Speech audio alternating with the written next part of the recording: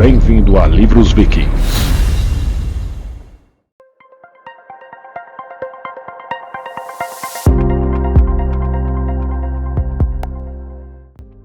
O conteúdo a seguir é de total e exclusiva responsabilidade de seus criadores. A Livros Vikings atua apenas como plataforma de distribuição e não se responsabiliza pelas informações, opiniões ou metodologias apresentadas neste curso.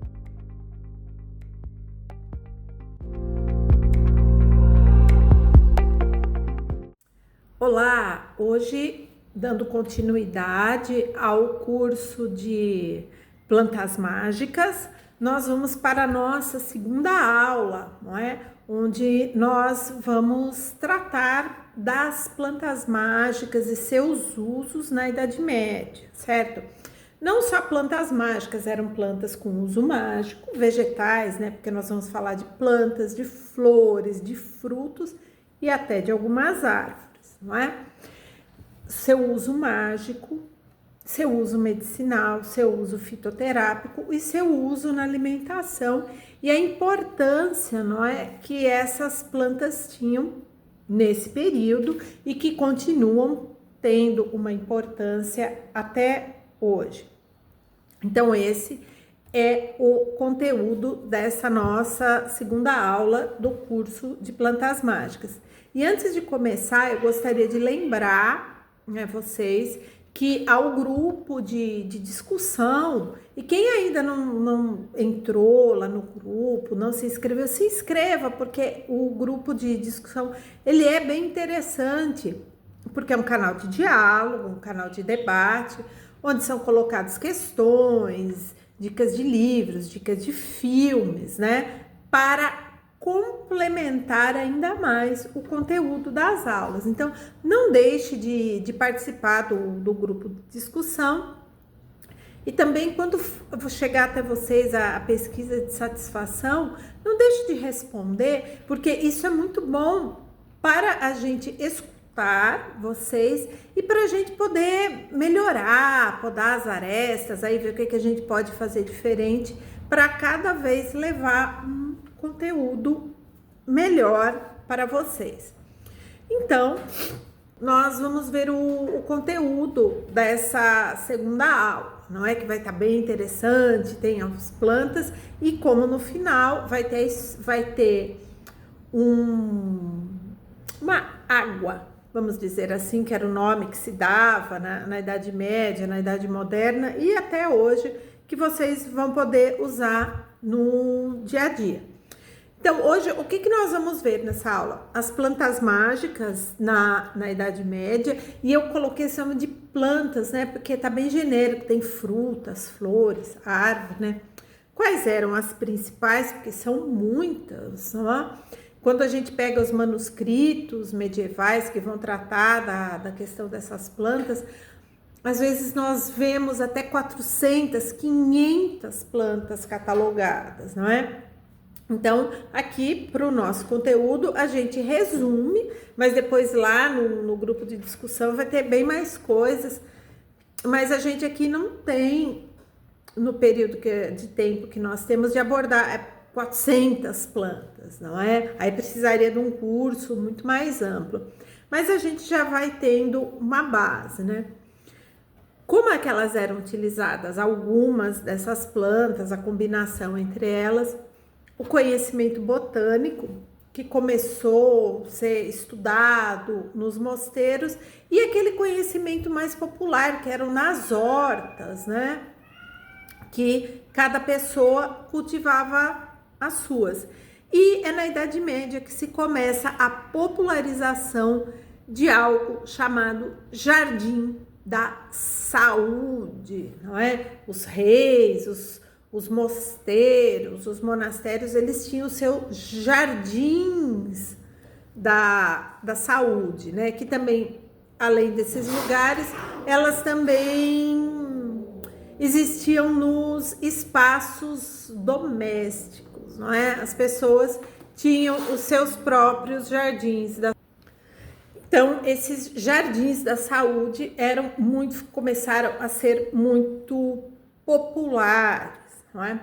Em algumas casas, aqui na realidade brasileira mesmo, principalmente nos interiores, as pessoas que cultivavam uma pequena horta em casa, plantando hortaliças e alguns temperos, muitas vezes tinham alguns canteiros aonde eram plantadas essas plantas medicinais, camomila, alecrim, erva doce, a própria babosa, a sálvia, que eram plantas utilizadas para se fazer os remédios, os famosos chás, né? As infusões, que durante muito tempo acabava sendo o único remédio que as pessoas mais simples tinham acesso, não é? Não existia a indústria farmacêutica, não tinha o peso que tem hoje.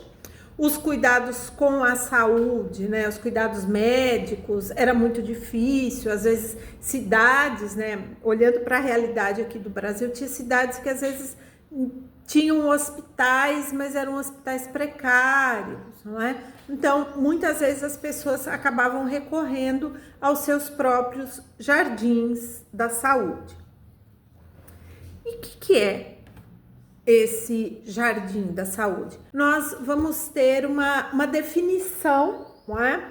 Feita por 2 pesquisadores italianos que se dedicam à pesquisa do que eram esses jardins, principalmente na Idade Média, né? Os grandes jardins medievais que começam a aparecer nos manuscritos que os reis, a aristocracia encomendava, a literatura medieval vai apresentar muitos desses jardins, era onde os amores proibidos, né, aconteciam, era um lugar murado, bem protegido e muito bonito. Então, esses 2 pesquisadores, que depois não fiquem preocupados, que lá no grupo de discussão, depois eu vou colocar uma bibliografia bem extensa para quem quiser aprofundar o conhecimento. Ele vai falar que o jardim é uma construção muito delicada, veja, é feito pela aristocracia, então ele tem que ser muito bem cuidado, bonito, um lugar agradável, né?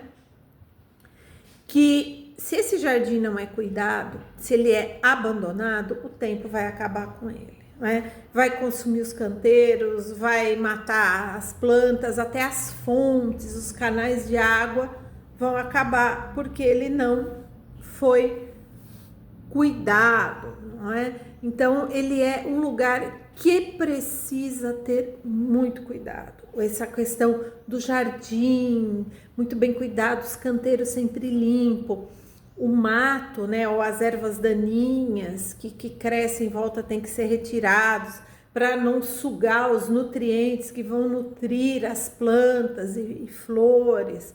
E é um lugar onde se sente prazer em estar. Não só pela beleza, né, que se enxerga, mas pelos aromas, né, que essas plantas exalam, né, que é tudo muito bonito. Então, era um lugar agradável. E um detalhe bem importante: esses jardins, sejam eles jardins da saúde, né, que eram cultivadas essas espécies, eles nada mais são do que uma tentativa de se fazer aqui na Terra uma referência ao Jardim do Éden. Então, é produzir aqui na Terra, né, nesse ambiente, o jardim da onde Adão e Eva foi expulso. Essa é a mentalidade medieval desses jardins da saúde, tão importantes na Idade Média, não é? Então, vocês têm uma imagem, não é? Muito bonita, vejam, reparem bem as cores que tem na moldura dessa imagem, são cores muito vibrantes, o azul, o dourado, os pontos de vermelho.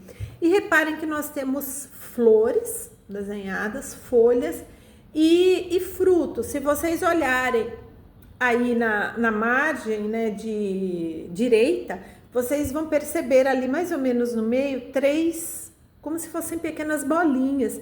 Ali são frutas, ó, o morango, a framboesa.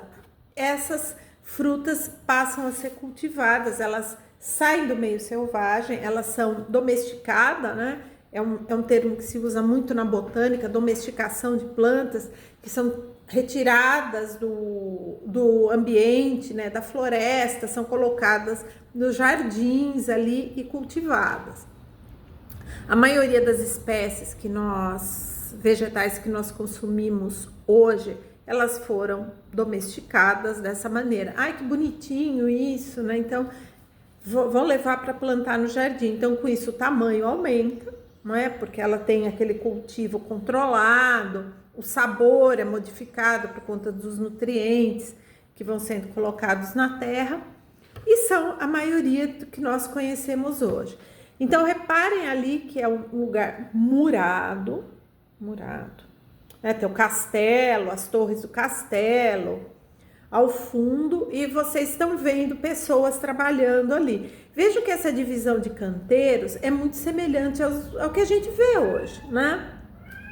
Seja nas nossas hortas, nos parques e jardins que nós passeamos, tem os canteiros, são muito bem delimitados. Reparem que um tem até uma grade ali em forma de treliça, não é? Para deixar tudo mais harmonioso, tudo mais bonito. Vejam que tem um portão também ali, né, que tem um pórtico, um detalhe no portão. Vejam o cuidado, a preciosidade que é esse manuscrito, né, essa página, né, desse manuscrito. Foi tudo desenhado à mão. Na época não tinha nenhum recurso de IA, nada, era tudo feito à mão, né? Reparem a delicadeza e o grande detalhe que a página desse manuscrito tem para nos mostrar a importância desse jardim. Vocês estão reparando ali que onde estão essas duas pessoas, o de azul, né, com o barretinho azul, e o outro de barretinho, né, de chapéuzinho preto com uma túnica vermelha, o de azul tá assim, ó, o dedinho apontando para o jardim, apresentando para essa pessoa a beleza do jardim. Vocês estão vendo que tem uma grade, não é? Em volta deles, ali. Essa plantinha que está em volta dessa grade, geralmente era o lúpulo, sim, o mesmo lúpulo que se coloca na cerveja, não é? O lúpulo, ele era uma espécie invasora, né? O que a gente chamaria hoje de uma trepadeira, né? Que vai invadindo as coisas, e ele atrapalhava tudo, né? Tinha que ser constantemente podado.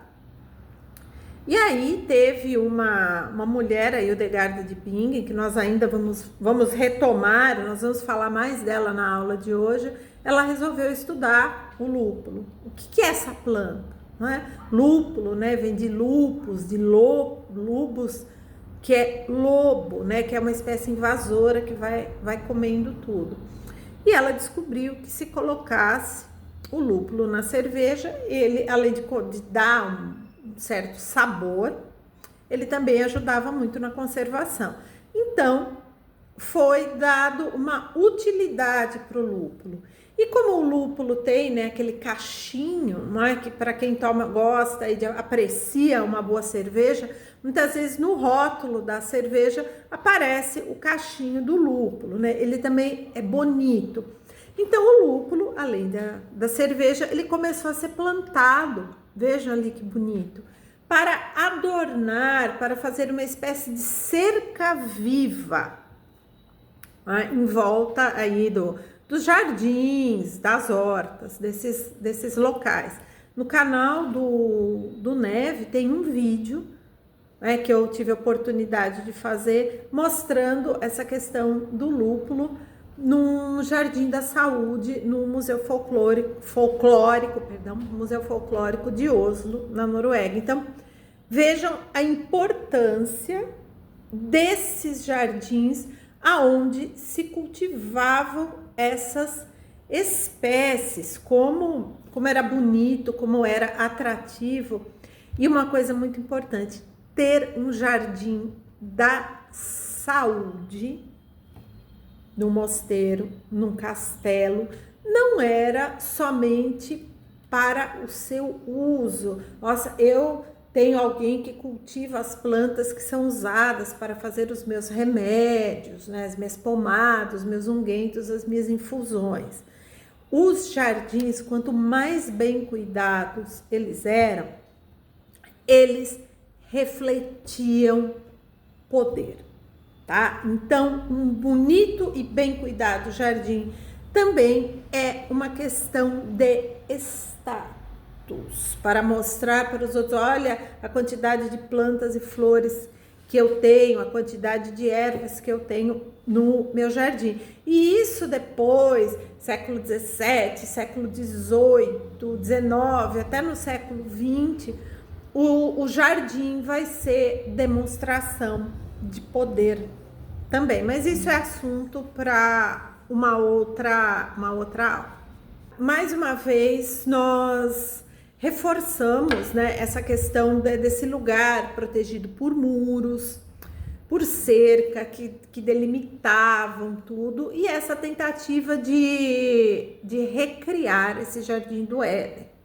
E uma coisa muito interessante, nesses jardins também eram cultivadas plantas que eram venenos, né? Plantas venenosas. E aí nós temos o trombetão, a dedaleira, né? O brinco de princesa e outras plantas que traziam a morte e não a vida, né? Porque para toda essa aristocracia era muito interessante cultivar também os seus venenos. Então, o Jardim da Saúde também existiam plantas de morte. É sempre bom frisar isso. E uma planta bem interessante que era cultivada nesses jardins da saúde era a beladona. Quem já fez uso de medicamentos homeopáticos já deve ter escutado falar da beladona. A beladona, né, numa tradução bem simples, quer dizer mulher bonita, né? Bela, bonita, dona, mulher. Então, é bem interessante a gente ver que essa planta cultivada ali, a beladona, tem um potencial analgésico, ela tem um potencial anti-inflamatório muito grande, né? A fitoterapia séria, a fitoterapia comprometida, que utiliza método científico para estudar essa planta, já comprovou isso, né? Mas não é por isso que você vai sair por aí pegando beladona, fazendo uma infusão e tomando, porque aí você vai ou parar no hospital ou no cemitério. Vejam o perigo que é. Mas ela tem esse potencial. Mas é feito em laboratório, existe toda uma manipulação e ela tem que tomar muito cuidado, não é? Então, essa beladona, ela era plantada nesses jardins, ela é grande, né? Um arbusto, uma pequena árvore, né? Uma árvore arbustiva. E para vocês verem a loucura, né? Que muitas vezes se faz em nome da beleza. Hoje, às vezes, a gente fica, né? Ai, assustado. Ai, fiquei sabendo que a pessoa foi fazer um procedimento estético e passou mal, foi para UTI, né? Teve sérios problemas, né? Várias sequelas aí. Às vezes a gente fica meio assustado com isso numa sociedade que preza tanto, né, por essa estética, né, por essas questões de beleza. Mas na Idade Média e no Renascimento, as mulheres também faziam loucuras, né, em nome dessa beleza. Por exemplo, pegar as bagas da beladona, porque a beladona dá um frutinho extremamente venenoso, pretinho, elas pingavam uma gota em cada olho para dilatar a pupila e o olho ficar muito brilhante para chamar mais atenção. Olha o perigo. Levava cegueira, né? Muitas mulheres têm documentação já, para quem estuda história da saúde, estuda todas essas questões, são comprovados os casos de cegueira mesmo, né? De pingar o líquido da baga da beladona no olho. Então, vocês vejam o perigo. Ah, mas planta é natural, não faz mal. Faz mal sim, e muito mal. Então, essas plantas que eram cultivadas também eram muito perigosas, mesmo dentro desses jardins da saúde. Nós vamos ver uma definição mais precisa. Eu estou batendo muito nessa questão dos jardins da saúde, porque eles foram muito populares, não é? Até no grupo de discussão, eu deixei a dica de um filme, né, que não é tão complicado de assistir, de encontrar, perdão, e que vocês vão ver vão ver a importância do que foi esses jardins da saúde e desses manuscritos. Então, eu não vou falar o nome do filme, só para vocês irem lá no grupo de discussão ver qual é a dica de filme, né? E esses jardins, eles eram muito populares nos mosteiros, né, que os padres, as freiras, os monges, as monjas, eles se dedicavam ao cultivo dessas plantas, não só para abastecerem a si ou cuidarem dos aristocratas e dos reis. Muitos desses monastérios, desses conventos, também mantinham hospitais, os hospitais de caridade, até uma ordem medieval dos hospitalários, né, que mantinham hospitais para auxiliar os que não tinham absolutamente nada. E qual que era o remédio da época? As plantas, não é? Então, mais do que curar, muitas vezes esses locais, esses mosteiros, mantinham esses jardins da saúde e mantinham também as hortas, onde eles cultivavam espécies vegetais, como couve, nabos. Aí vocês vão perguntar, e a batata? Gente, a batata, ela é um vegetal que salvou a Europa de acabar, de todo mundo morrer de fome. Só que a batata, apesar de a gente ir no supermercado e ver esse impropério escrito batata inglesa, a batata não é inglesa. Muita gente fica assim, mas como assim a batata não é inglesa? Não, a batata é americana, tá? A batata é um vegetal nativo da América, principalmente aqui da América Andina, não é? O Peru, a Bolívia, eles têm espécies de batatas, não é? Muitas variedades de batatas grandes, de batatas pequenas, de batatas médias, né? Batatas até coloridas, né? De tons de vermelho, tons de amarelo, mais marrons. Então, a batata, ela é um vegetal nativo da América. Aí, por que recebe esse nome de batata inglesa? Porque existe toda uma apropriação em torno do vegetal que os colonizadores acabaram levando essa batata para lá, né? E hoje a gente vê, né, assiste filmes, assiste séries, né, vê o famoso fish and chips, né, o prato de rua do Império Britânico, não, da Grã-Bretanha, porque tem na Inglaterra, tem na Irlanda, tem na Escócia, tem no País de Gales. São os pedacinhos de peixe empanado e frito, servidos com batata frita num cone de jornal, tá? Esse prato começou a ser muito popular a partir do século XIX, quando a batata, a partir do século XVIII, foi adaptada ao clima da Europa e conseguiu se propagar e conseguiu ser a base da alimentação de muitas pessoas. Então, veja, é um vegetal nativo da América que acabou salvando a Europa da fome. É por isso que a gente vê a batata sendo a base de muitos pratos da Grã-Bretanha, da Escandinávia, da Alemanha, da França, da Península Ibérica, né? Até de lugares assim um pouco mais distante ali, como parte da Rússia e a Europa do leste. A batata que foi levada daqui da América pelos colonizadores e adaptada lá.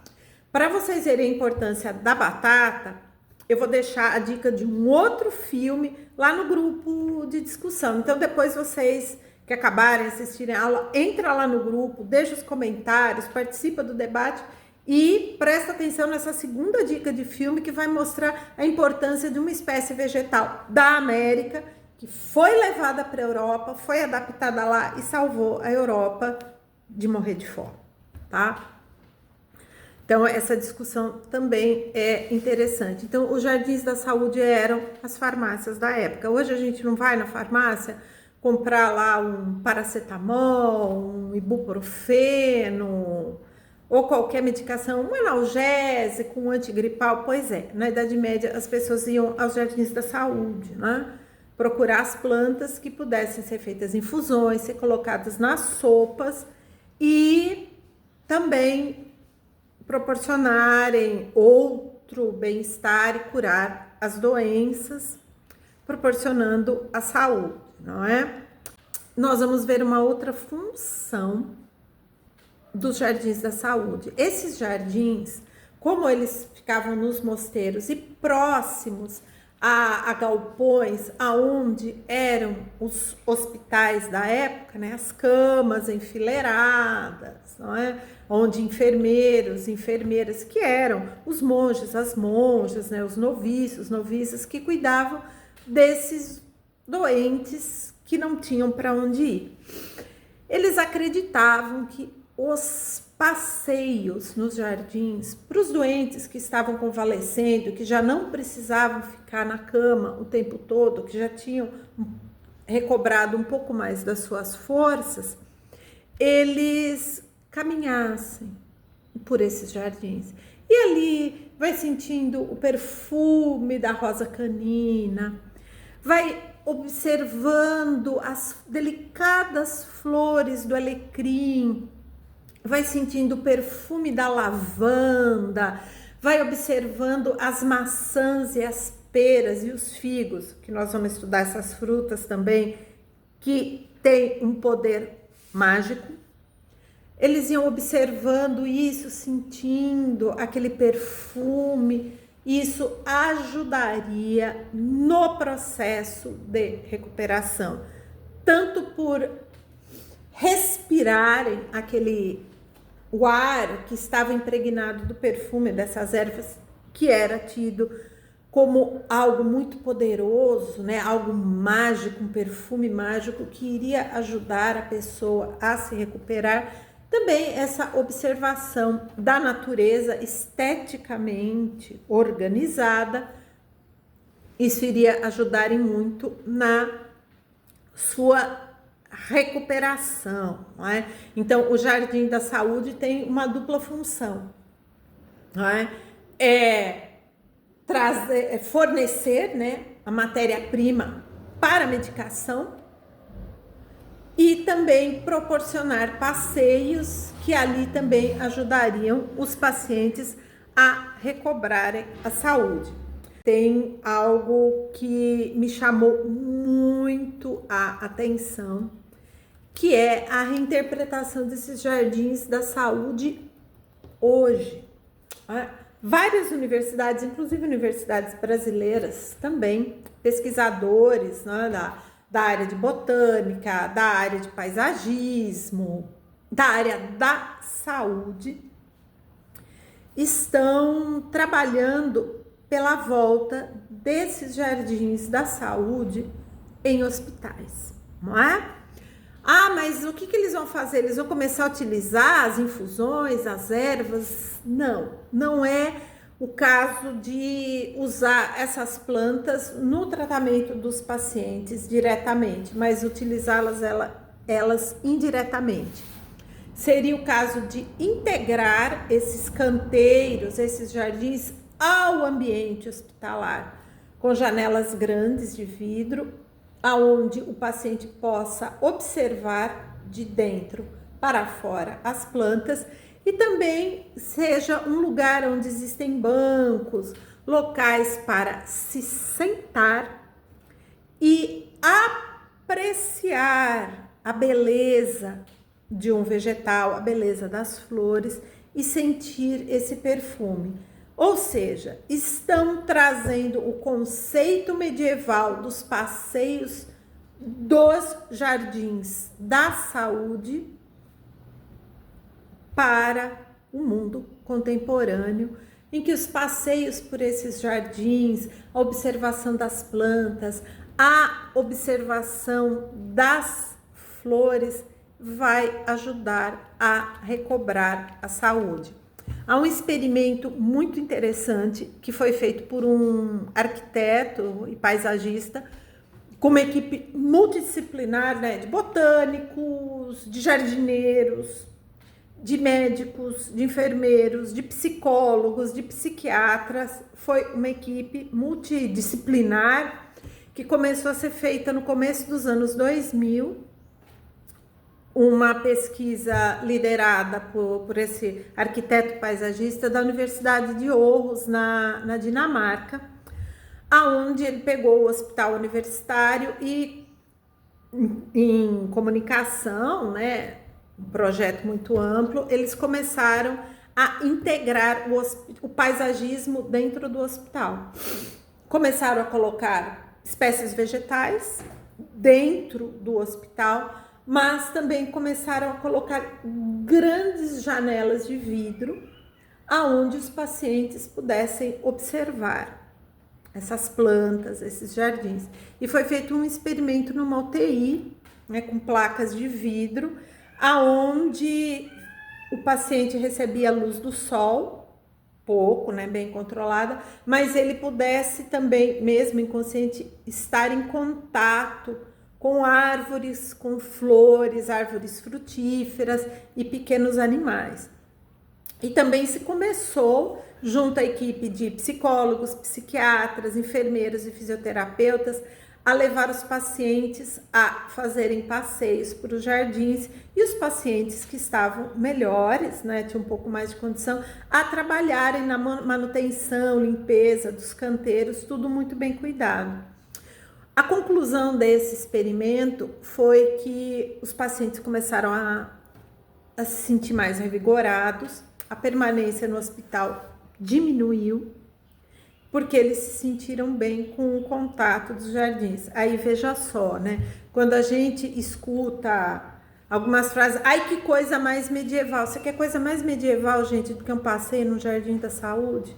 Então, veja só, a Idade Média, assim como qualquer outro período da história da humanidade, é feito de coisas boas, também é feito de coisas ruins, não é? Não dá para dizer, né? Eu fico muito triste quando eu escuto isso. Ai, mas que coisa medieval, dizendo que na Idade Média só tinha obscurantismo, só tinha guerra, só tinha doença, só tinha fome. Tinha isso, assim como tem hoje. Igualzinho, do mesmo jeito. Só que hoje tem muito mais gente no mundo, não é? E quanto mais gente, mais problema. Mas também tinha soluções. Olha aí, fazer os mosteiros lá, os conventos tinham os hospitais que cuidavam dos doentes que não podiam cuidar no Jardim da Saúde e levavam para passeios. Ou seja, esse conceito lá do século XII, né, que já faz muitos e muitos séculos, está sendo reutilizado hoje e tendo sucesso. Então, quando a gente vai falar de alguma coisa, ai, que coisa mais medieval, a gente pode usar o exemplo do Jardim da Saúde como uma coisa boa. Porque assim como na Idade Média, assim como na Era Viking, na Antiguidade, na Idade Moderna, no século passado, na primeira década desse século, teve coisa boa? Teve, mas também teve coisa ruim, como qualquer outro período. Então vamos lá, observem aí que coisa bonita, né? Vocês estão vendo um casal, né? Muito bonitinho. Ali, essa é uma iluminura do século XIV para mostrar como as espécies vegetais estavam presentes nesses manuscritos. É o casal, é um cavaleiro com a sua amada, uma jovem, e eles estão ali diante de uma roseira. Essa seria a representação de uma roseira. Ai, mas que roseira grande! Sim, uma roseira que foi cultivada, né? foi colocada uma estaca e ela cobriu e está dando reconforto aí, acalentando o amor desses dois jovens, né? Um encontro amoroso. E aí nós vamos ver que essa rosa vermelha aí, ela não é só essa simbologia do amor e etc, a proteção aos amantes. Ela também vai ter toda essa coisa mágica de proteção amorosa, de tanto que na Idade Média a gente vai ver que a rosa, as pétalas de rosa e principalmente uma rosa que nós vamos ver ali depois, num outro slide, ela vai ser a base para muitos filtros mágicos na Idade Média, muitas receitas, né, onde vão ser usados esses filtros amorosos, né, a própria narrativa de Tristão e Isolda, lá onde os amantes tomam o filtro e daí vão se amar para sempre. Um dos componentes desse filtro, que alguns manuscritos vão apresentar para a gente, são as rosas, né?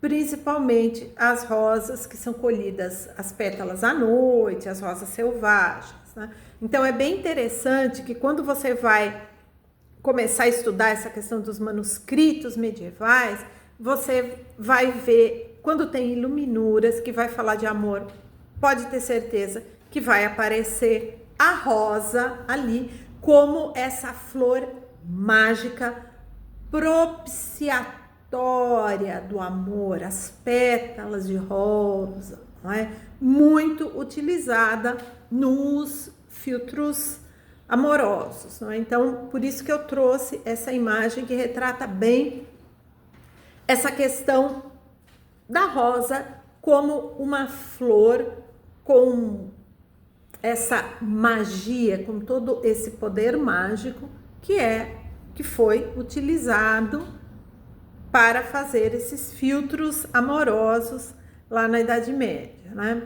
Nós vamos ver que a gente tem esse conhecimento justamente porque muitos manuscritos medievais foram preservados.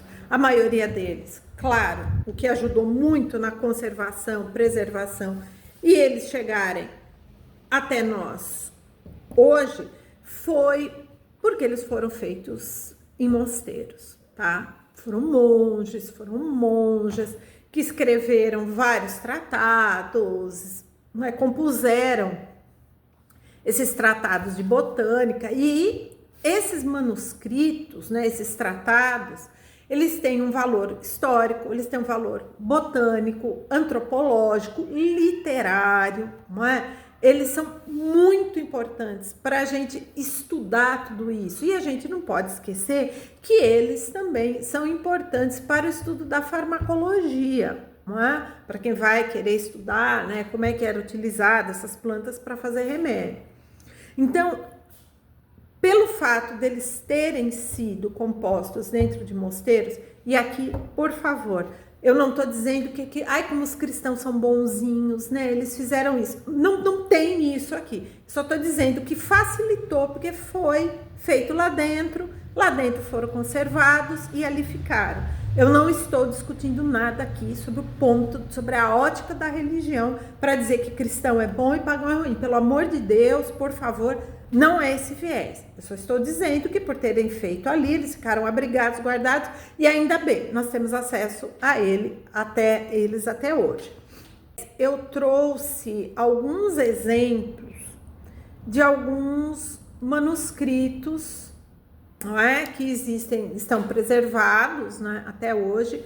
Eles não têm acesso ao público, não é? Se você chegar na biblioteca ou no museu onde eles estão abrigados, você só vai poder consultar o manuscrito se você tiver ordem expressa, etc, etc. Senão, o que você vai poder consultar? O facsímile, não é? Que seria uma espécie de cópia para você utilizar. A maioria deles está totalmente digitalizado, não é? Então hoje é possível encontrar até muitos deles aí com facilidade na internet, né?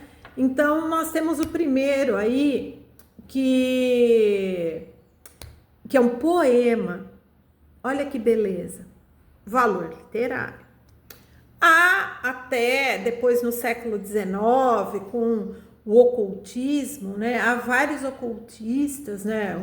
Um deles, por exemplo, o Eliphas Levi, que chegou a fazer leituras, né? Que nesses versos estavam escondidos fórmulas mágicas da eterna juventude, etc. São leituras possíveis também. Ele escreveu um poema de 444 versos, onde ele descreve o uso de 24 plantas, né? Que eram cultivadas na abadia, nessa abadia que ele morava, que é na Suábia, que é uma região da Alemanha, não é? Aí nós temos outros, né, que é o livro das sutilezas das criaturas divinas, ou o Física. Física é uma palavra de origem grega, physis, que quer dizer natureza. Então, quando a gente tinha aquela disciplina de física lá na escola, não é? Que era aquelas fórmulas para calcular a velocidade e outro, quanto de queda, tudo, era essa tradução. Física é o estudo da natureza, tá? De tudo que é natural. É por isso também uma curiosidade aqui, que um médico na Idade Média muitas vezes não era chamado de médico, era chamado de físico. Que o físico é diferente do físico de hoje, que trabalha na NASA, que trabalha no acelerador de partículas lá da Unicamp. É completamente diferente. O físico era aquele que tratava da natureza humana, né, dos humores. E aí eu vou deixar lá no grupo de discussão 2 dicas de um livro e de um filme que vão tratar desse tema para quem tiver curiosidade. Então corre lá no grupo de discussão. Que foi escrito pela Hildegard de Bingen, que eu falei para vocês, né? A Hildegard de Bingen estudou o lúpulo, mas além disso ela estudou 230 plantas. 230 plantas, ela catalogou, ela descreveu e ela desenhou. Né? Ai, mas por que essa Hildegard de Bingen fez tanta coisa? A Hildegard de Bingen só fez isso porque o pai dela era rico demais, tá? E com 6 anos ela foi colocada no mosteiro, onde depois ela foi abadesa. E quando o pai dela, que era rico, era assim, 3 vezes o Silvio Santos, né? A fortuna do Silvio Santos lá na Idade Média era o pai da Hildegard de Bingen. Ele deu um feudo para o mosteiro. Então, ela foi tratada dentro do mosteiro como uma rainha. Ela pôde estudar porque ela levou coisas para o mosteiro. E ela tem tratados de ginecologia, tratados do que seria a astronomia da época, completamente diferente do que é a astronomia hoje. Então, ela tem esse livro. Então, olha lá, 230 plantas, 14 elementos. Aí, elementos são os elementos químicos, como a gente conhece, né? Ferro, o níquel, o ouro, a prata, etc. Catalogou 63 árvores, 26 rochas, né? E minerais, 36 peixes, 72 aves, 45 animais selvagens, 8 répteis e 8 metais. E aí, os efeitos benéficos e os efeitos nocivos de tudo isso dentro do corpo do ser humano. Então vejam que o tratado da Hildegard de Bingen é muito completo e ele ficou em voga até o século XIX, tá? Ele era tido como um manual científico mesmo, tá?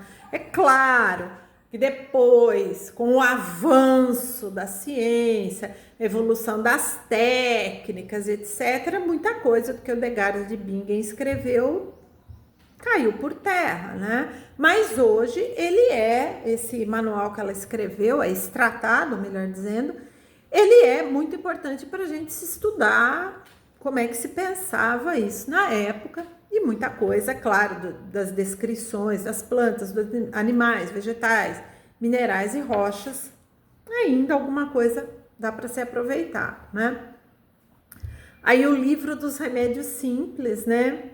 do Mateus Plateários, né, que era uma família de médicos lá de Salerno, foi escrito no século XII, né? Também das plantas medicinais da época, né? E ele foi muito importante para que herbalistas e perfumistas franceses da época e depois, mais à frente, utilizassem todo esse conhecimento. Então, veja, gente, conhecimento não fica parado, tá certo? Esse conhecimento circulava, não com a velocidade de hoje, mas acabava circulando. Alberto Magno, né, que alguns consideram santo, também escreveu um tratado, né, com 400 plantas medicinais. Né? O homem aí pensou e descreveu 400 plantas. Quando ele descreve, ele não escreve lá, cavalinha, serve para dor de barriga. Não, não é assim. Ele pegava a planta, ele desenhava as folhas, o caule, a raiz, a flor, a semente, ele fazia um desenho, não como é feito um desenho hoje, né? Hoje com muito mais técnica, mas era com o material e com a técnica que tinha à época, e ele descrevia como devia ser cultivada, para que servia, como devia ser usada. Use só as folhas, a raiz é tóxica. Nesses tratados ele tinha esse cuidado. E esse catálogo de 400 plantas foi escrito lá no século XIII, em 1260. Então, veja, ficava dentro do mosteiro, mas aí prestava também esse serviço, né? Aí nós temos manuscritos do século XI também, e esse é bem interessante, né? Que são manuscritos compostos aqui no Ocidente, mas vieram de árabes, né? Um médico que viveu em Bagdá, não é? Que apesar de cristão, ele também trouxe tudo isso para a gente. E aí ele faz todo um tratado de medicina, né? Foi mostrando que tem que fazer dieta, tem que beber água, tem que respirar ar puro, não é? E aí, tratando de medicina, de como as ervas tinham que ter usado, aí você veja que o conhecimento árabe foi fundamental e nós vamos ver mais coisas sobre os árabes ainda na aula de hoje, tá? Esse manuscrito foi copiado, mas essa coisa que se perde. Hoje nós só temos 6 cópias dele, tá? Se tem 6 cópias, devem ter feito mais de 100 cópias na época, tudo escrito à mão, não é? Então vejam a importância dessa conservação, assim, desses manuscritos, né? Começar os estudos de caso, né? Como é que essas plantas estavam presentes dentro do cotidiano das pessoas comuns e dos mosteiros? E um grande exemplo disso é o Mosteiro dos Jerônimos, que está localizado em Belém, que é um município da Grande Lisboa, não é? Está lá o Mosteiro dos Jerônimos. Hoje já não tem mosteiro nenhum, já não tem Jerônimo mais lá dentro. Funciona como um museu que qualquer pessoa paga lá o ingresso, pode visitar, menos as segundas-feiras, tá? Seguindo a regra de todos os museus, segundas-feiras os museus são fechados. Os museus funcionam majoritariamente de terça a domingo, tá? Então, visitando lá, quem tiver oportunidade, é um mosteiro que teve a sua construção iniciada em 1501. Mas 1501 não era mais Idade Média. Se a gente for pensar na contagem do livro didático, não é mesmo, né? Já fazia um ano que o Pedro Álvares Cabral tinha se aportado com suas caravelas aqui. Mas o que é? Não é, cronologicamente, pode não ser considerado mais Idade Média, mas é um pensamento medieval que essas pessoas ainda tinham. Então, a gente pode considerar o Mosteiro dos Jerônimos. É claro, é outra arquitetura, mas ele vai ter muitos elementos ainda da arquitetura, do pensamento, da estética medieval, não é? E ali, nesse mosteiro, foram colocados como adornos muitas espécies vegetais. E aí, o que essas espécies vegetais estavam fazendo para enfeitar um mosteiro que devia ter figura de anjo, de santo, né? De cruzes, né? O que elas estão fazendo no mosteiro? Não é? Essas plantas que estão colocadas como enfeite, como adorno ali nesse mosteiro, elas têm uma função mágica, tá? Principalmente a função de proteção e afastar o mal. Basicamente, o uso dessas plantas que estão ali. E essas plantas, para afastar o mal, para proteger, elas estavam muito presentes no cotidiano dos jerônimos que moravam ali à época, né? Que cuidavam ali do mosteiro, faziam dele algo muito importante e tudo. E essas plantas eram utilizadas para alimentação e para medicina da época. Elas eram plantas muito importantes, não é? Então a gente vê que ali elas faziam parte do cotidiano, não só nos jardins, nas hortas, na ornamentação, na mesa dos monges e para confecção de remédios, mas elas também tinham essa função mágica que é muito importante. A gente vai ver que essas plantas, frutas, né? Hoje a gente pensa assim na fruta só como uma coisa para manter a saúde, não é? Mas a fruta, para muitas pessoas durante a Idade Média, ela foi a base da alimentação, tá? Eu sugiro, né, para a gente pensar nisso também, quem tiver curiosidade, tem um romance muito interessante chamado Os Pilares da Terra, do Ken Follett, aonde ele vai ali em muitos momentos da sua narrativa mostrar como as frutas, no plural, foram essenciais para saciar a fome, não é? A pera, a maçã, as frutas silvestres como a framboesa, o mirtilo, as ameixas, elas foram essenciais para saciar a fome e principalmente eram espécies cultivadas nos mosteiros para ajudar também a alimentar homens, animais e ninguém morrer de fome, né? E essas plantas que eram cultivadas no mosteiro dos Jerônimos, nós só vamos ver o caso aqui do mosteiro dos Jerônimos, né, que depois, com a colonização, muitas dessas frutas vieram via esse mosteiro, que fica ali perto da Torre de Belém, da onde saíram as caravelas para vir sassaricar por aqui.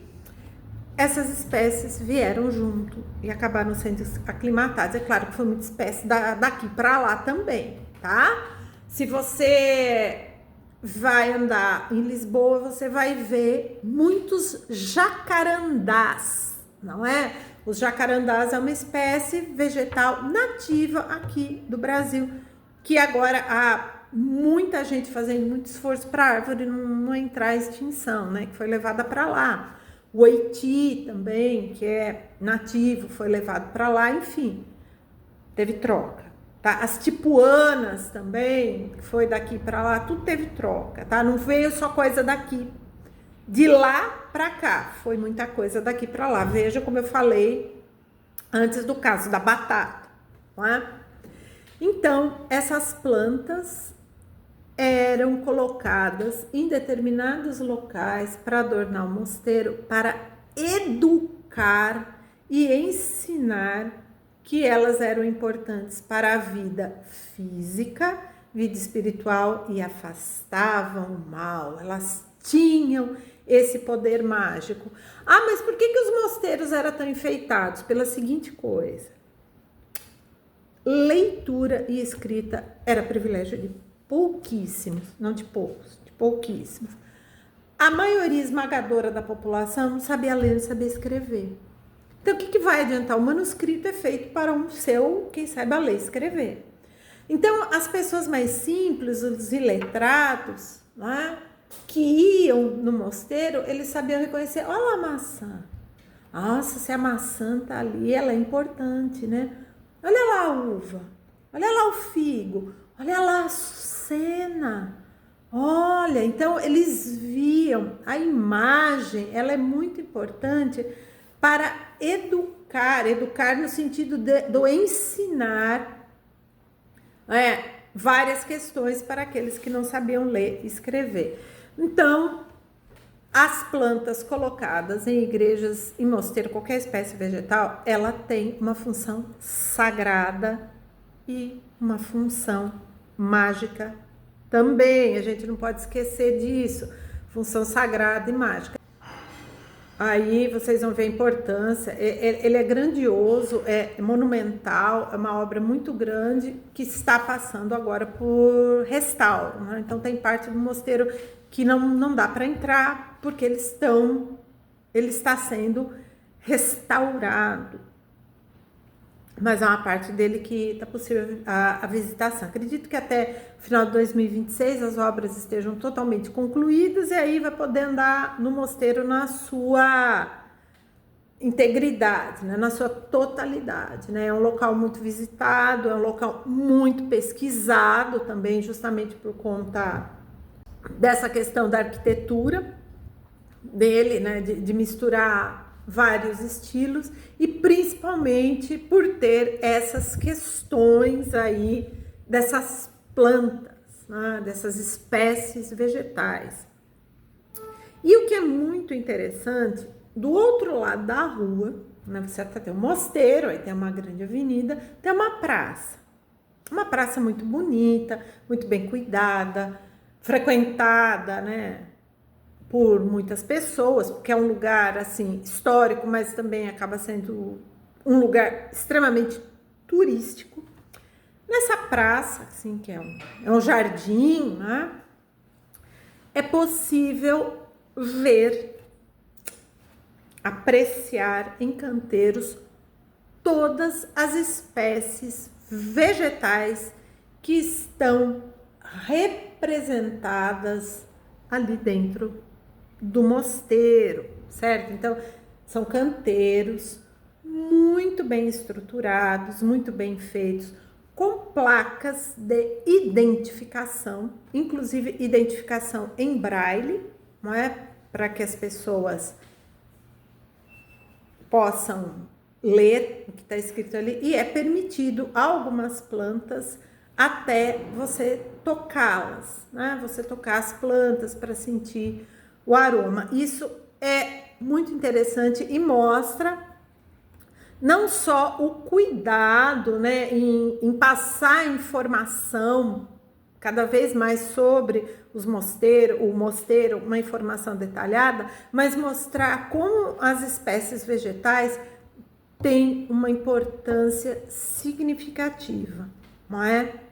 Principalmente em se tratando do mosteiro, como essas plantas tinham esse uso mágico. Então aqui a gente vai ver uma placa, não é, indicativa desse jardim, de uma planta que está ali no mosteiro, que é o lírio cardano. O lírio, essa espécie de lírio, em muitas esculturas femininas da Idade Média, principalmente as esculturas de Nossa Senhora e algumas santas, o lírio é colocado na roupa, aparece nos pés, aparece amarrado em buquês nas mãos, ou simplesmente, como no caso do mosteiro, em vários adornos, né, nos capitéis ali.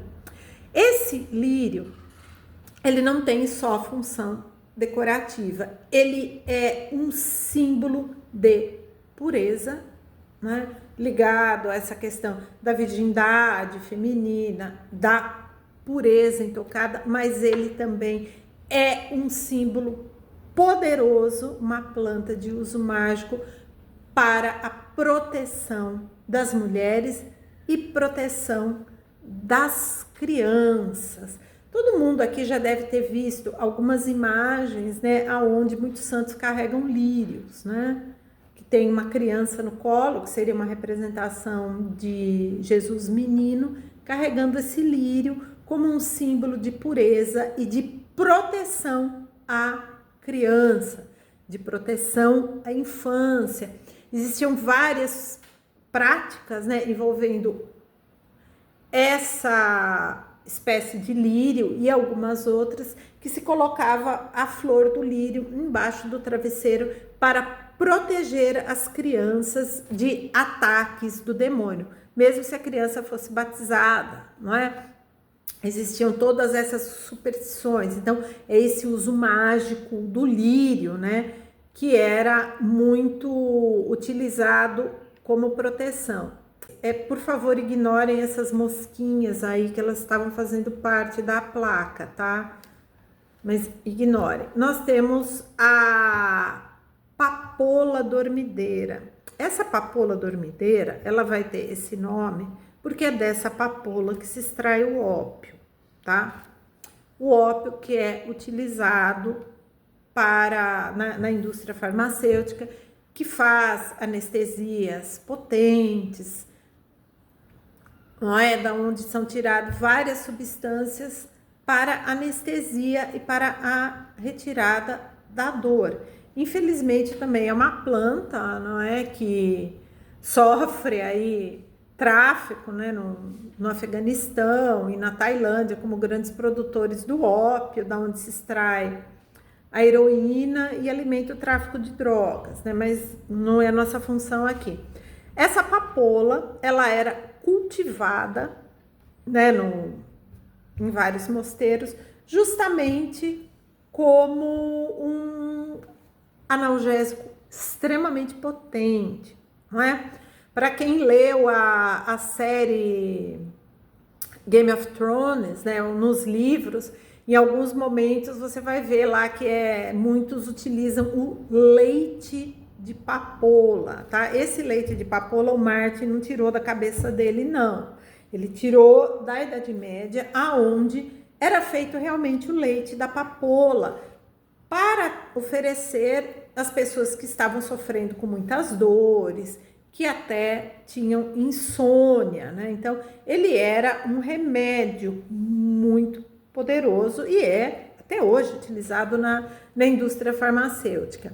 E aí, ela é plantada, cultivada nos mosteiros, ela vai aparecer em vários adornos dentro ali do contexto do mosteiro dos Jerônimos, que é uma planta medicinal. Ela tem esse uso médico, né, muito poderoso, mas ela também é uma planta que tinha uma função mágica, que era afastar os maus espíritos que vinham no sono, nos pesadelos das pessoas que estavam doentes.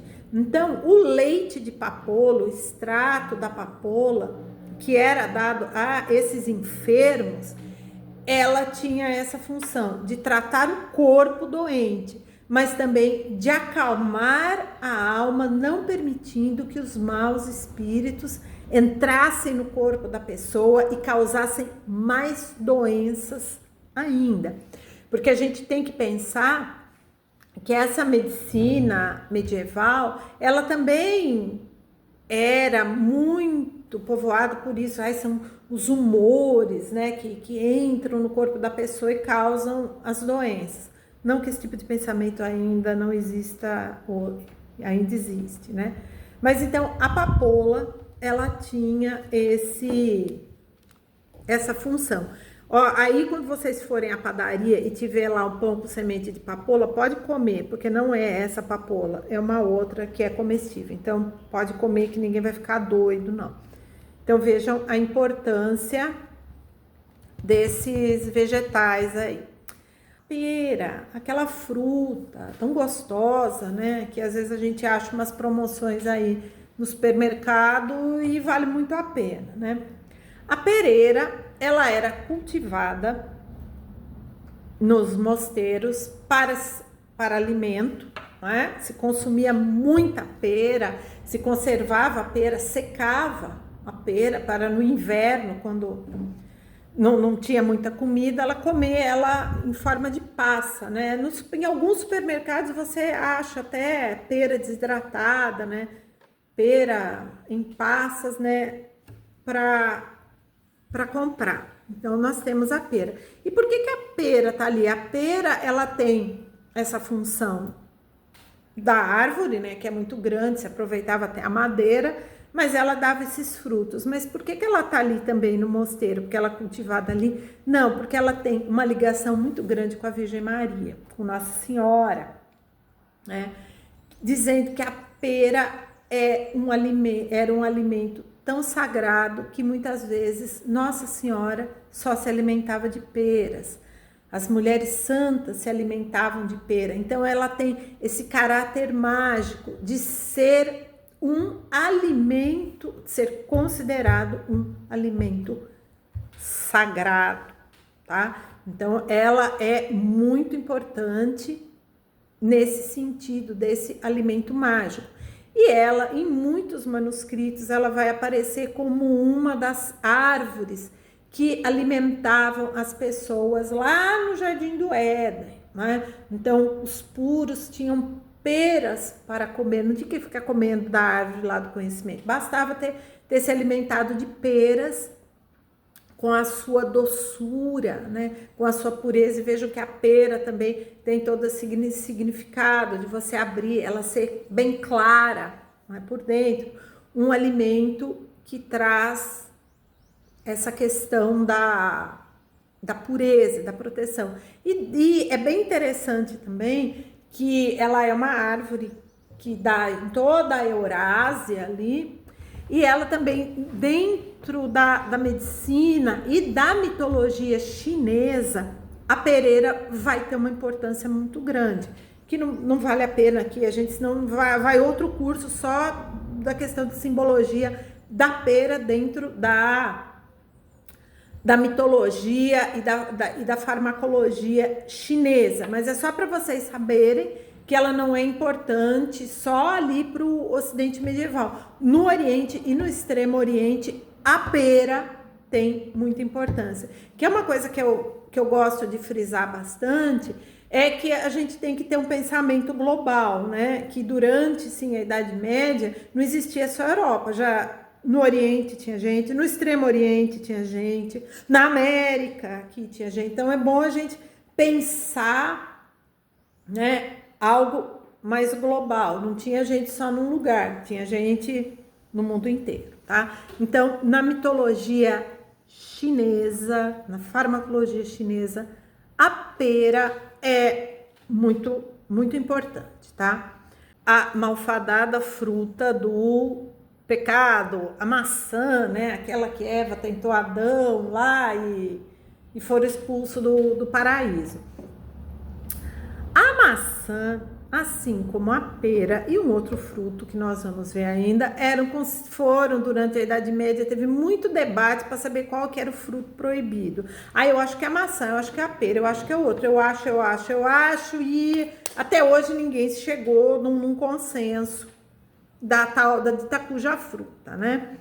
Mas a maçã, ela era cultivada, assim como a pereira, como a fruta para alimentar, para se fazer a cidra, né? Que cidra é uma bebida que se faz com maçã, se faz com pera, né? E outras frutas, e era uma bebida com um teor alcoólico pequeno, 4 a 5 por volume, e ela era importante porque armazenava, durava, gaseificação natural e etc., e servia como alimento.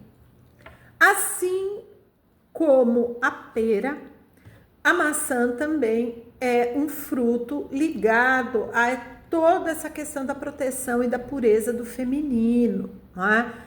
É um fruto muito ligado à pureza, ligado à fertilidade. Então, as mulheres, né, muitas vezes para se fazerem férteis, consumiam muitas maçãs. E em várias, né, mitologias, né, do Ocidente, para os celtas ela vai ter uma importância muito grande, não é? No Oriente Médio, as maçãs têm uma importância significativa, não é? Então, esse fruto, ele não serve só para curar os males do estômago, né? Ele serve também para aliviar as dores da alma, manter a proteção e proporcionar fertilidade para as mulheres. Ele é muito importante nesse sentido. E mais uma vez nós vamos ver imagens de santas, imagens da Virgem Maria com maçãs, né? É bem interessante a gente ver a importância desses frutos, né? Que eles têm toda essa ligação religiosa, essa ligação aí com mitos de criação, mitos tão importantes, que a maçã é um fruto tão bom, aonde pode só se viver de maçãs. É claro que comer um alimento único, a gente sabe dos malefícios que isso traz. Mas para a mentalidade da época é querer recobrar a saúde, né? Alimente-se só de maçãs. Aí tem um dito popular que diz, né, que para manter o médico distante basta uma maçã todo dia. Mas aí a gente vai ver que esse ditado é muito recente. Esse ditado começou, né, no começo do século XX, quando várias espécies de maçã, várias variedades, começaram a chegar nos mercados, né, para as pessoas comprarem, né, questão dos vários êxodos rurais que aconteceram no mundo inteiro, não é? E aí depois eu vou deixar lá no grupo de discussão uma curiosidade, né, sobre a maçã verde, tá? Essa maçã verde que uns gostam, uns não gostam muito, outros não gostam nada, e que acaba sendo um ingrediente que vai aparecer numa salada que uns amam, outros detestam, que é o salpicão, né? Que vai começar a frequentar as mesas aí no final de ano aqui no Brasil. Então, vai lá no grupo de discussão que vai ter uma curiosidade sobre a importância da maçã verde e como é que ela apareceu. E por que esse lírio tóxico, tá? Essa é uma planta altamente tóxica, é venenosa. Quem tem animal de estimação solto, né, no quintal, não pode ter lírio, porque esse tipo de lírio aí mata o animal, né? Principalmente, às vezes o cachorro vai lá, tá brincando, fazendo buraco sem querer, mastiga o caule, a batata, né, que ele dá uma batata e depois frutifica, ele é altamente tóxico, tá? Causa delírio, causa vômito, causa diarreias, né? Alucinações e leva à morte, tá? Por conta do nível de toxicidade para ele. É bonito? Ah, é lindo o lírio. É perfumado? Muito. Mas toma cuidado, tá? Se você gosta de lírio, tenha ele num local onde nem criança e nem animal vai chegar perto dele. E o que é essa açucena? Ela tá ali como adorno. Ela era muito usada, ela tinha um uso muito semelhante ao da papoula, tá? Para aliviar a dor, né? Deixar o corpo descansado e produzir sono, induzir ao sono, né? Mas isso era com muito cuidado. E ela é interessante porque ela é uma planta que ela vai aparecer em cordões, né, feitos com os cordões que amarravam, como utilizados como cintos, que apareciam em algumas imagens de Nossa Senhora e algumas santas, como símbolo de pureza e como uma flor que, devido ao seu perfume, a sua beleza e a sua forma, ela espantaria e afastaria os demônios, afastaria o mal. Vocês vejam que o uso mágico de todas essas plantas que estão em mosteiro, o que todas elas vão ter em comum? Afastar o diabo, né? Afastar o mal, afastar os demônios, afastar as tentações, que é tudo aquilo que as pessoas mais temiam, né? Ai, nossa, o diabo vai aparecer aí, né? O diabo. Então, ela tem esse lírio também vai ter essa função de afastar o mal e proteger as mulheres. Vejam que tem esse intuito de proteger as mulheres, gente. Não é só a proteção física, mas proteção espiritual, porque é aquela coisa, né, da mulher, é que a Eva lá que trouxe a maçã do paraíso, a mulher é a tentação, mas são as mulheres que geram os filhos. Então ela precisa ter essa coisa de proteção, essa aura de proteção, essa aura de pureza, porque como não tinha teste de DNA na época, o homem precisava ter certeza que aquele filho que nasceu era dele mesmo, né?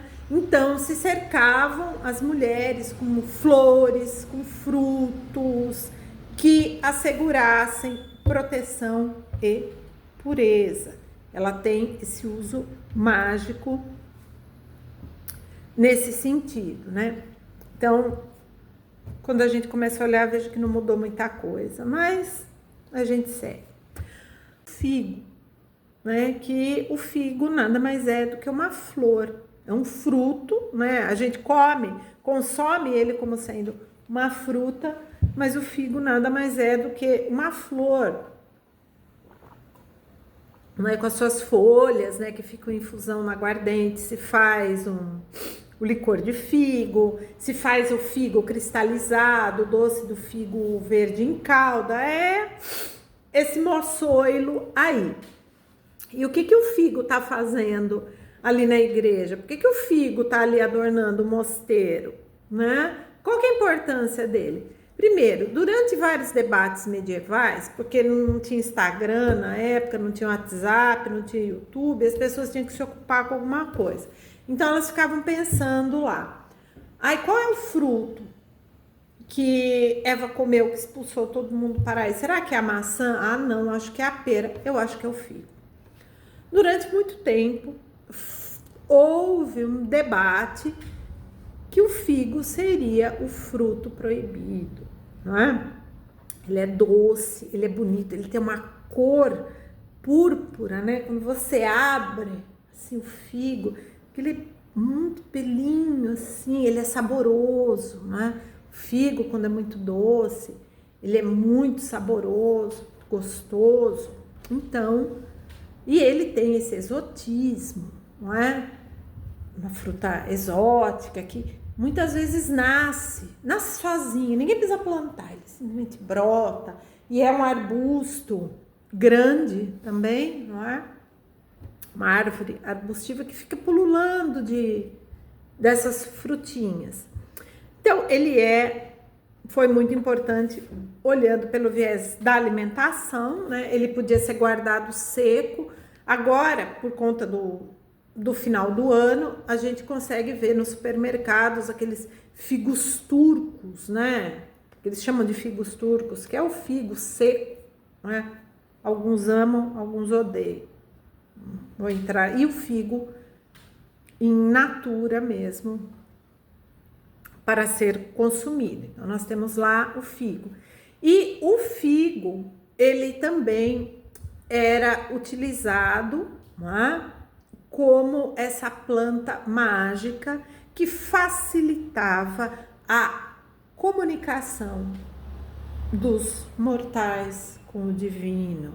Era uma planta propiciatória para a comunicação, para a abertura. Então, você consumir os figos ali como algo para purificar o espírito e, a partir daí, poder se dedicar à oração. O figo também era aquele fruto que era permitido nos dias de jejum, né? Então, você se alimentava só de figo e água para purificar o corpo, porque o figo tinha o poder de purificar o corpo e o espírito e assim poder se dedicar melhor à oração. Então, o uso mágico do figo era essa questão de limpar, né, de tirar o mal e purificar o corpo e a alma. É uma planta muito importante para várias mitologias, inclusive para a mitologia nórdica, né? Para quem se dedica a estudar a mitologia nórdica, que está presente lá no Mosteiro dos Jerônimos também, é o carvalho, tá? O carvalho é uma árvore frondosa, é uma árvore que tem um crescimento muito lento, de tanto que tem um ditado que referente ao carvalho que diz assim: se firmou e cresceu, é sinal de que quem plantou já morreu, né? Devido ao crescimento muito lento dessa árvore, que fica muito grande, muito frondosa, tem uma madeira excelente, resistente, não é? Que foi e ainda é muito usada não só na questão da construção, mas na questão da tonelaria, né? Tonelaria é a arte, né, de fazer os tonéis, os barris, para se conservar as várias bebidas que ao longo da existência humana foram criadas. E o carvalho, ele também tem toda uma importância para a alimentação. Estão vendo ali as bolotinhas, né, que chamam de bolotas, né, que são o fruto do carvalho. Era usada na alimentação, né, alimentação humana mesmo, que era feito purê, alimentação dos animais.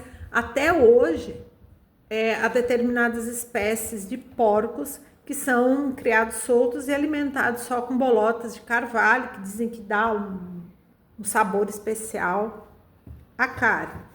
O carvalho está representado ali como uma planta sagrada, como uma planta mágica para várias culturas, né? Nós temos a importância dela dentro da mitologia nórdica, dentro da mitologia celta e outras mitologias, e ela também dentro do folclore, não é? Ela é muito importante, seja no folclore da Península Ibérica, seja no folclore da Escandinávia, da Europa Central, da Europa do Leste, da Eurásia como um todo. Ela vai ser uma árvore que os cristãos vão acabar se apropriando, né? Vão fazer esse amálgama aí e vão mostrar que ela é a árvore que vai representar a fortaleza e o crescimento da igreja. E há alguns que vão representá-la até como a própria imagem do Cristo, tá? Devido à sua grandiosidade, à sua força, à sua beleza. Qual que era o uso mágico aí dessa planta, né? Carvalho tinha uso mágico? Se tinha. Se faziam com os ramos do carvalho, né? Aquela varinha, a varinha de rabdomancia para se encontrar água, né? E cavar os poços. Era muito utilizado com esse fim mágico.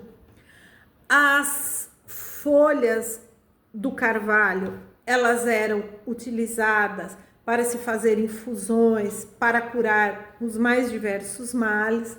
Há vários estudos fitoterápicos, né, que vão comprovar isso.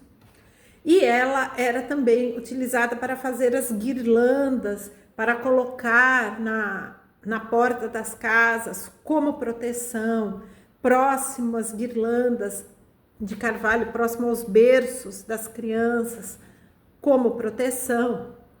Eram dados ramos de carvalhos para os noivos que iam começar uma nova família, para que aquela família fosse próspera, tivesse muitos filhos, não é?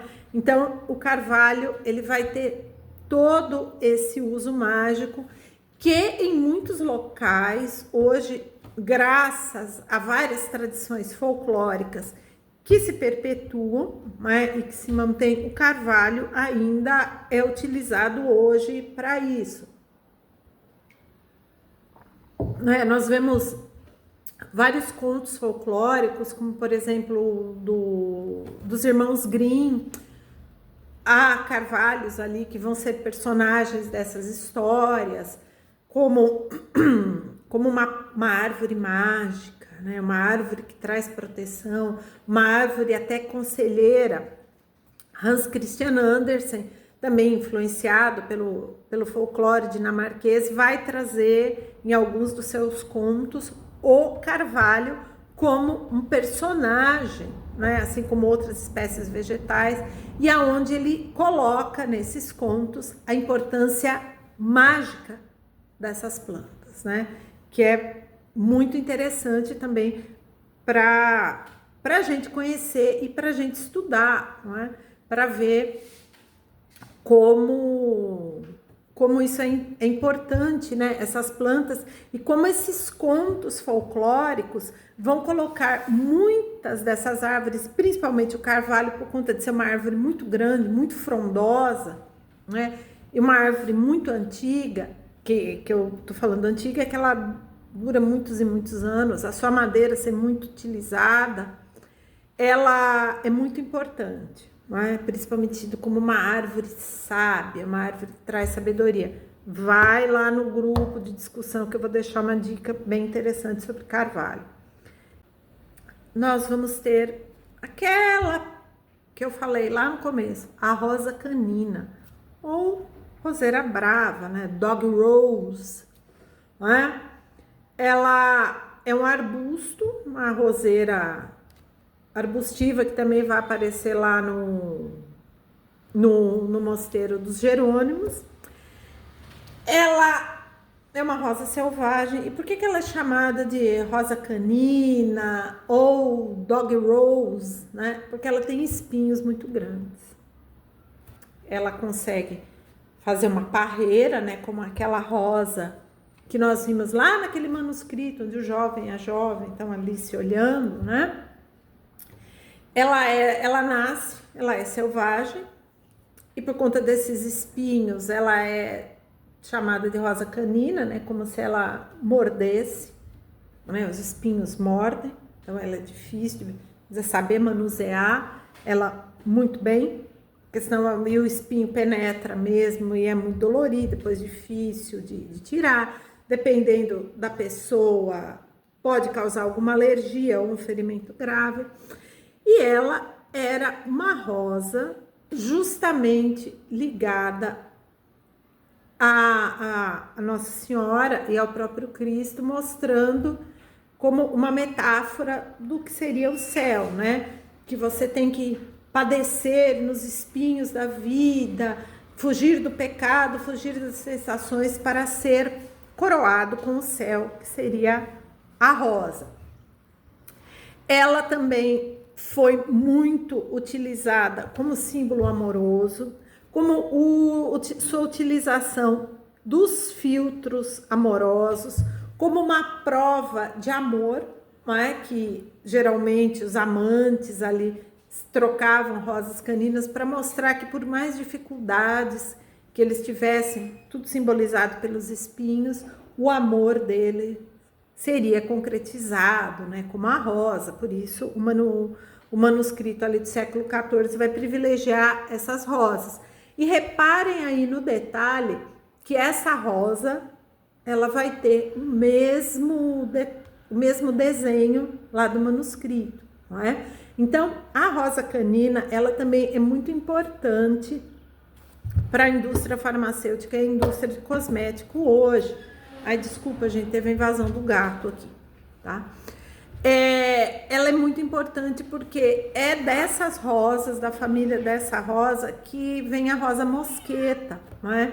Que tira o óleo da rosa mosqueta, que ele é muito importante para a regeneração da pele, é utilizada muito em remédio para pessoas que tiveram queimaduras graves, não é? Tiveram queimaduras, então, para regeneração da pele, não é? Ela é muito importante. Então, ela tem esse uso fitoterápico hoje. Ela era utilizada com um fim mágico, né, do filtro amoroso, né, do que poderia trazer a felicidade, o amor eterno. Ela também era esse símbolo de se chegar ao reino dos céus, passando pelos espinhos da vida, sofrer aqui para ser recompensado no céu, ela tem todo esse simbolismo. Para quem nunca viu uma rosa canina em sua plenitude, olha, veio até de brinde uma abelhinha dentro dessa rosa, né? Essa é branca, mas tem cor-de-rosa clara, cor-de-rosa escura, vermelha, amarela, ela tem de várias cores, né? Então, ela no começo da primavera, no hemisfério norte, ela floresce em grande quantidade, em beira de estrada, em encosta de trilho de trem, às vezes num canteiro central de uma calçada, ela floresce, tá? Ela tem um perfume extremamente suave e ela atrai muitas abelhas, então ela é muito importante para a preservação, né, das abelhas. E ela é uma espécie vegetal melífera, né? É possível fazer mel de rosas, claro que só, né? Mas, e ela embeleza muito, né? É muito bonita, né? Que é bem melhor a gente andar por uma rua onde tenham muitas flores, onde tenham plantas, né? Até para a saúde mental, para quem vive na cidade, é muito melhor observar o verde, caminhar por uma alamedas de árvore, do que só concreto, concreto, concreto, calor. Então, vejam aí que bonita é a rosa canina, né? Com essa abelhinha passeando aí no seu pólen, muito simpática. Que para quem não tem o hábito, né, de consumir ela como fruta, ela tem um uso mágico. Estou falando do romã, né? Que em espanhol é chamada de granada, né? Nada a ver com a bomba, tá? Granada porque ela é cheia de grãozinhos, né? Aqui no Brasil, ela é utilizada muito numa simpatia do Ano Novo, não é? Onde você come, né, os grãos de romã ou coloca os grãos de romã secos na carteira, uma quantidade X, para atrair fartura durante o ano, né?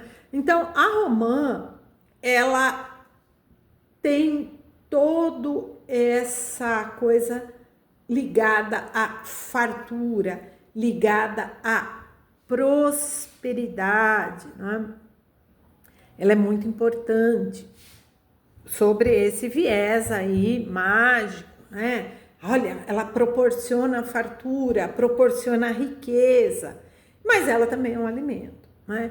Principalmente, né, no Oriente Médio, da onde ela é nativa, ela é muito importante na alimentação, para se fazer, né, o doce, para se comer em natura. E aí nós temos ela dentro do folclore, muito folclore envolvendo a romã, né? Toda essa questão aí de fartura, de proporcionar fartura. E aí no mosteiro, não só para essa questão da propiciatória, né, de ser uma planta propiciatória para fartura, para riqueza, ela também é muito importante do ponto de vista da alimentação, né? Por ter muitos grãos, é uma fruta grande, os grãos são doces e ela sacia, né, a fome, porque ela também é uma planta muito aquosa, ela tem muita água, então ela sacia a fome e a sede, além de ser uma planta muito bonita, um fruto muito bonito com aquela cor vermelha, então ela é mágica, né? Aqueles grãos assim para proporcionar fertilidade e riqueza. Nós vamos ver que todos esses vegetais que foram conservados nesses manuscritos eram verdadeiros tesouros, não só tesouros do ponto de vista de que eles foram difíceis de fazer, de que eles têm muita importância, mas eles são tesouros visuais e tesouros de conhecimento,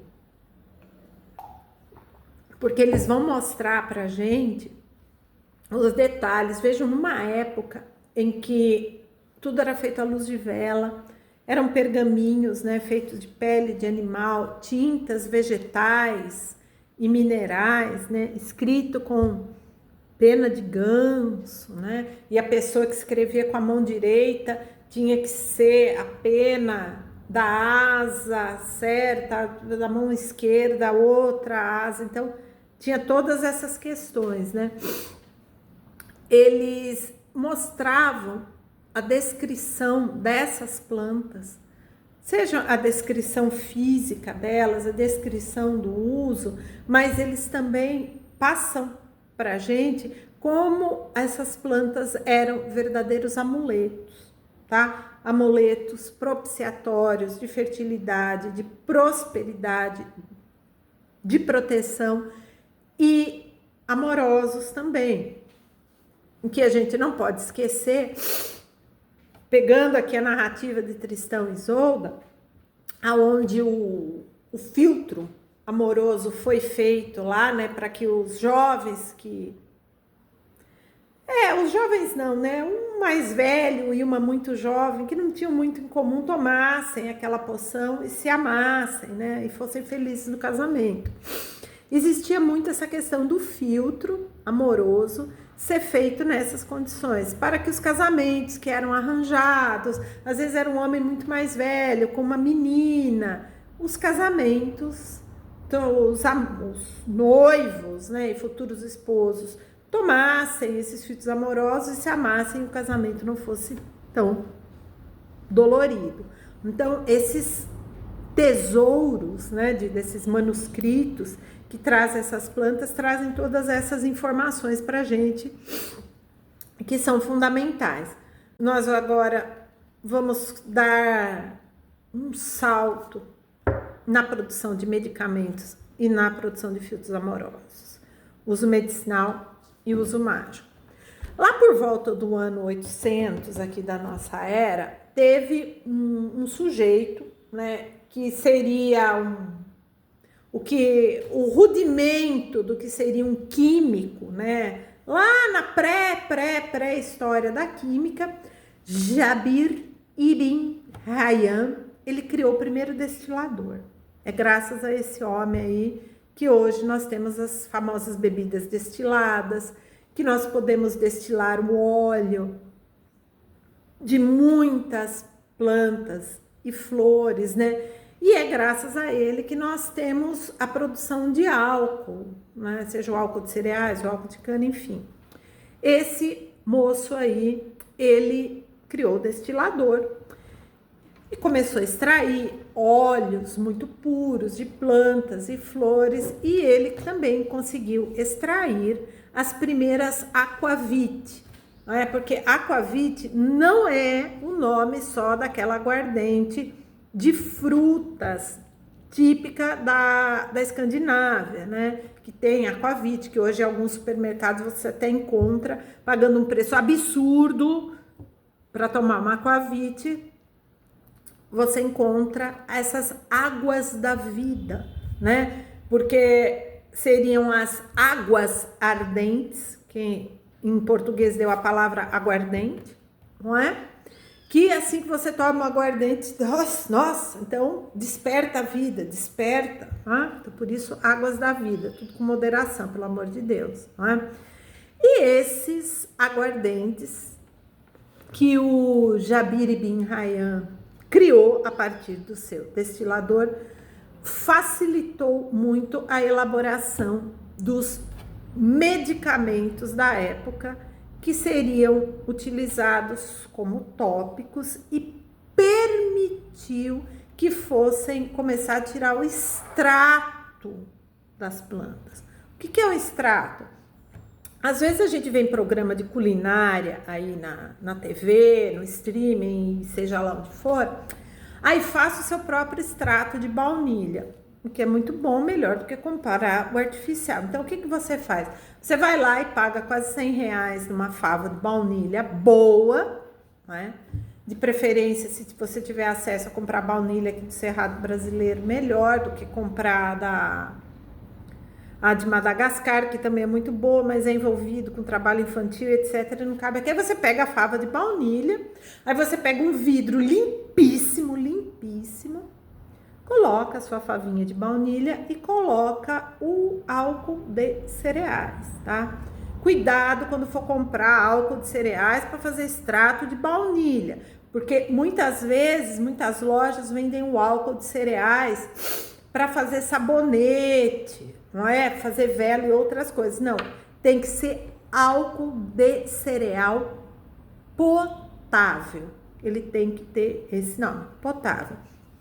Se onde você mora você não acha o álcool de cereal potável, ou ele é caro demais, porque ele realmente é caro demais, e você quer fazer o extrato de baunilha, você pode comprar uma cachaça de qualidade, encher o seu vidrinho, fechar, deixar ele num lugar escuro por 10 dias.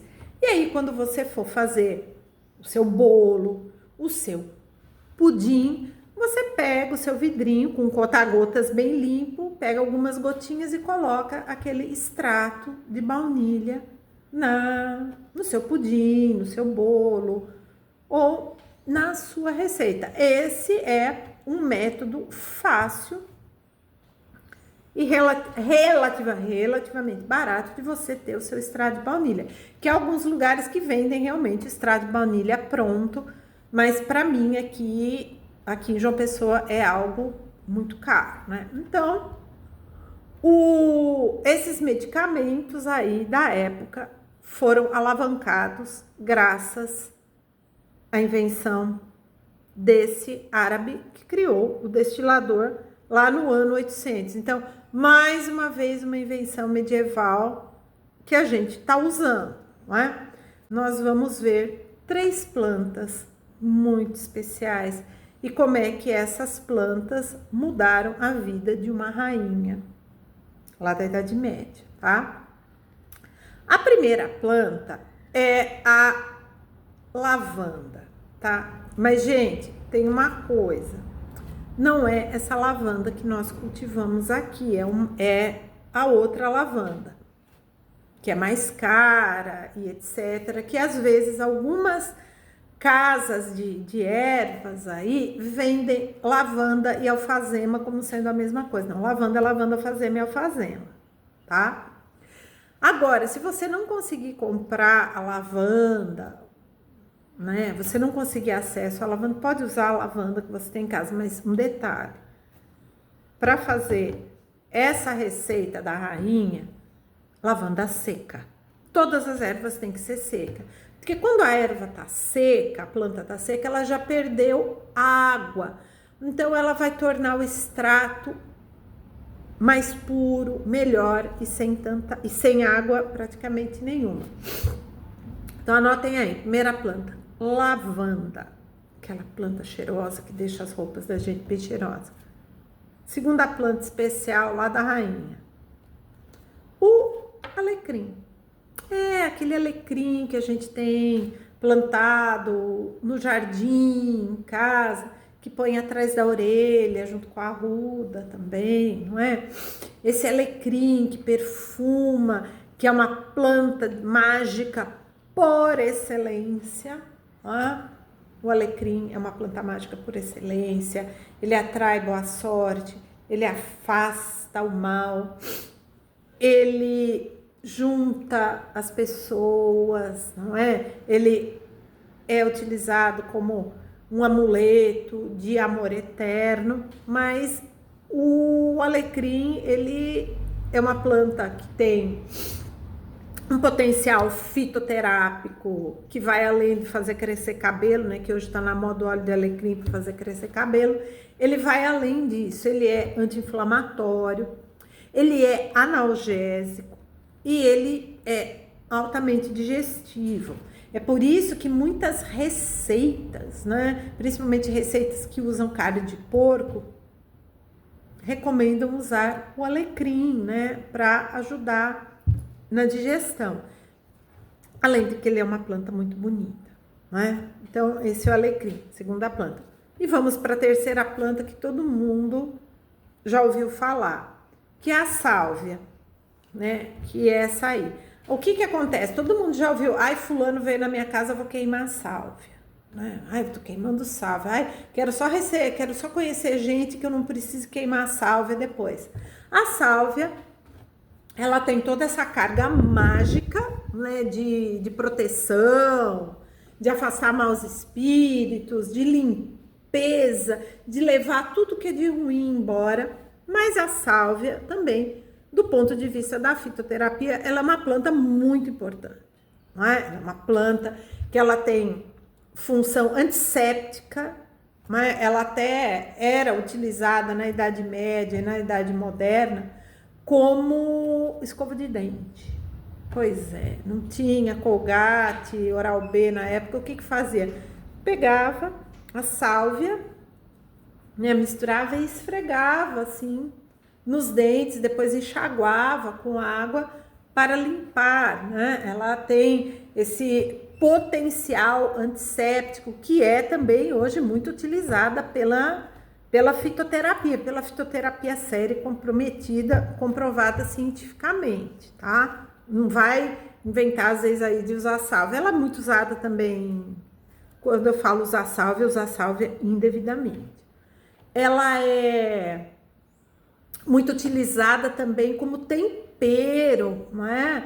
Há várias receitas, né, que principalmente de carnes brancas, que indicam, né, coloque uma pitada de sálvia, né, que ela dá um sabor muito bom, né, em caldos e sopas. Ela também é um tempero muito utilizado.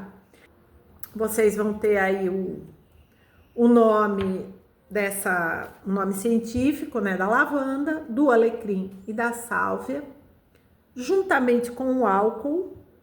E aí pode ser o álcool que você compra no supermercado.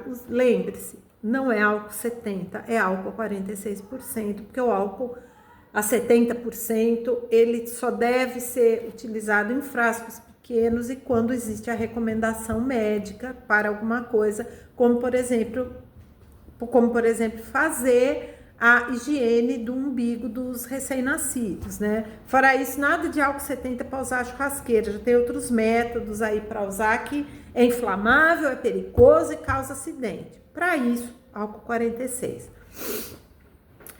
Esse remédio, para quem já passou dos 30, deve ter ido na casa da avó, na casa da tia ou na casa do pai e da mãe, que já deve ter visto, ou no quarto ou no banheiro, o famoso vidro com álcool, com umas ervas dentro. Ai, que quando tinha aquelas dores, ai, meu reumatismo, pegava o álcool, passava aqui, não é? Alguém, se não viu, já deve ter ouvido falar disso. Esse método é o que nós vamos ver agora, que é utilizado desde o século XIII. A famosa água da Hungria, tá? Que nos anos 50 muitas vezes se vendia isso em algumas farmácias. Depois a pessoa, para que eu vou comprar se eu posso fazer em casa, né? A famosa água da Hungria. Nada a ver com que algumas farmácias ainda vendem uma tal de água inglesa. Não, não é a mesma coisa. Essa água da Hungria, ou água húngara, como que é o Zeque de água, não tem nada, ela era muito utilizada para dores reumáticas, contusões, massagear áreas do corpo que estavam doloridas, porque levou uma pancada, porque trabalhou e etc. Essa tal água da Hungria, ou água húngara, ela foi elaborada pelos médicos da rainha, considerada santa, que realmente sofreu um processo de canonização, a rainha Santa Isabel da Hungria. Ela sentia muitas dores nas mãos, nas juntas, né? E ela era tia de outra rainha santa, a Isabel de Portugal, que quando você vai estudar a geografia, você vai ver que os milagres de uma eram os milagres da outra, né? Então a tia fez, a sobrinha copiou, né? Mas não veio ao caso aqui. E tem muitas controvérsias sobre isso. Então, como a rainha, ai que dor na mão, ai que dor nos meus dedos, ai que dor. Tinha médicos, e os médicos foram pesquisar, e como o álcool no século XIII era o verdadeiro cura-tudo, né? Todo mundo aí já ouviu, tome isso aí, porque isso aí cura tudo. Gente, não existe cura-tudo, pelo amor de Deus, né? Parece aquelas coisas, né, daqueles carroções que a gente vê em filme de Velho Oeste, né, que o sujeito ia vender, por exemplo, ketchup, né, que é um molho de origem chinesa, dos imigrantes chineses, que vieram trabalhar nas ferrovias dos Estados Unidos e que tiveram que adaptar com tomate e outros temperos, um molho que eles comiam na China, e é uma palavra de origem chinesa, ketchup, que depois virou isso, e no século XIX ketchup não era vendido como condimento, não era vendido como molho, era vendido como remédio. A mesma coisa era a Coca-Cola, e era cura-tudo. Cura-tudo não existe, tá? Então, os médicos lá, muito preocupados com a saúde da rainha Santa Isabel da Hungria, ai, pobre rainha, faz tanto pelos pobres, tinha lá até suas obrinhas de caridade, dava sopa, mantinha hospitais. Os médicos começaram a pesquisar a lavanda, o alecrim e a sálvia. O que essas 3 ervas tinham em comum? Elas são boas para as dores.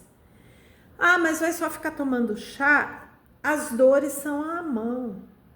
E se fizéssemos algo para passar na mão, que não deixasse essa mão engordurada, que vai passar uma pomada? As pomadas eram feitas à base de banha de carneiro, banha de ovelha e banha de porco, né? Agora você manda a banha no corpo, né? É uma sensação lá muito boa. Precisamos desenvolver algo que a rainha passe nas mãos, seja agradável, pare as dores e mesmo deixe uma boa sensação.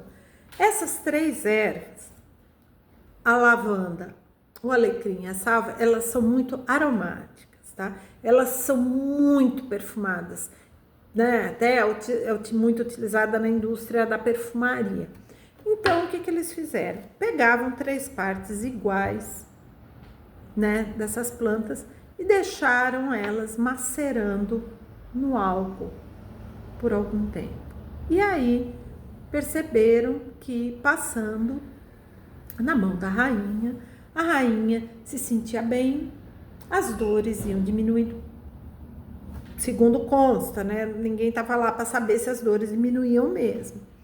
E ficava um leve e agradável aroma de alecrim, lavanda e sálvia nas mãos da rainha. E aí tem a famosa receita da água húngara, que vocês podem fazer. Ela é muito perfumada. Qual é a comprovação científica de que a água húngara tira as dores? Até agora, há controvérsias. Foram feitas pesquisas que sim, tem um grande potencial, e há outras pesquisas que falam, olha, é um placebo, tá? Mas ela é muito perfumada, ela é muito aromática. Quando a gente passa, a gente sente é agradável. Há pessoas que realmente fazem massagens, né? Passam isso em áreas doloridas e dizem que resolve, né?